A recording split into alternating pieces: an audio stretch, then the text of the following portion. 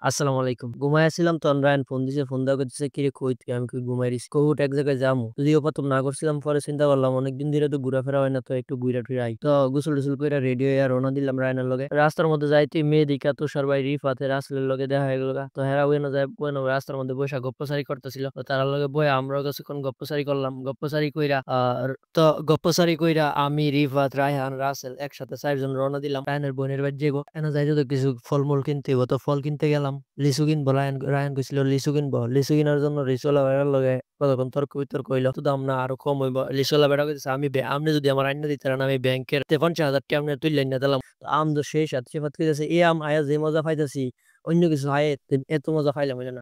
তো বেটার টিয়া দিয়ে আমরা রওনা দিলাম আমাদের গন্তব্যের উদ্দেশ্যে। সামনে একটা বিয়ার গেট পড়ছে, সুন্দরই লাগলো। রাস্তাঘাটও তেমন একটা ভালো না। ঘুইরা-ফিরা খাওয়া-দাওয়া কইরা রওনা দিলাম আমাদের বাড়ির উদ্দেশ্যে। তো বাড়িতে আওয়ার আগে একটা ব্রিজ পড়ে, বড় ব্রিজ আমাদের গ্রামের মধ্যে। অনেক সুন্দর ওই ব্রিজটা। বিভিন্ন এলাকার থেকে এই ব্রিজে মানুষ ঘুরতে-সুরতে আয়ে। তো আমরাও চিন্তা করলাম একটু ঘোরাফেরা কইরা যাই। তো চারিদিক দিয়ে ঘোরাফেরা করলাম, দৌড়াদৌড়ি করলাম, দেখলাম মানুষ ব্রিজের থেকে ফালাফালি করতেছে, লাফালাফি করতেছে। অনেক সুন্দরই লাগতেছিল দৃশ্যগুলা। নৌকাতে মানুষ যাইতেছে এনো হেনো। লাফ দিয়া পানিতে পড়তেছে ব্রিজের উপর থেকে। এটা দেইখ্যা আমরা ছোটকালের কথা মনে হয়ে গেছে। আমরাও একটা সময় এরকম ভাবে এই ব্রিজ থেকে লাফ দিয়া পানির মধ্যে পড়তাম। কারণ এরা জানে না এরা যে বেস্ট সময় পার করতেছে। আমরাও ছোট থাকতে কইতাম যে কবে বড় হমু। এখন বড় হইয়া মনে হইতেছে অনেক বড় হয়ে গেছি। মানে বৃষ্টি বাড়াতে মানুষ নৌকাতে উঠতেছে, নৌকাতে ঘুরতেছে, আবার আইনা নামাইতেছে, আবার নতুন করে মানুষ উঠতেছে। এরকম ভাবেই মনে করেন অনেক ঘোরাফেরা করতেছে।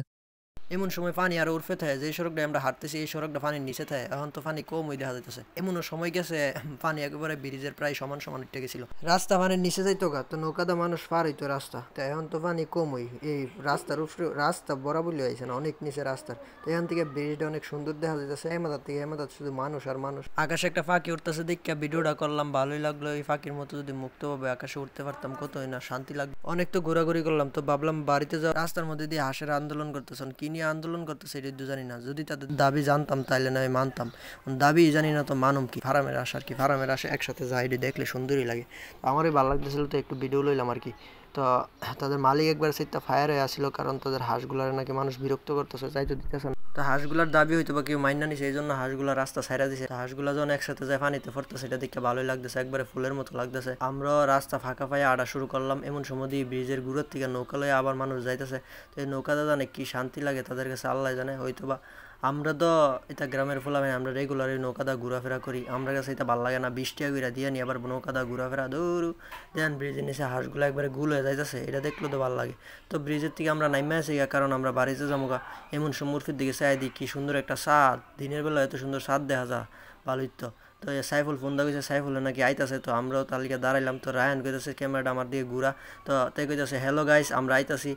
হ্যাঁ আমরা আইতেছি, আমাদের জন্য জায়গা রাখবেন, আমাদেরকে একটা ফলো দিবেন, ফলো দিয়ে সাথে থাকবেন, ভালো থাকবেন। ঈদ মুবারক, আসসালামু আলাইকুম।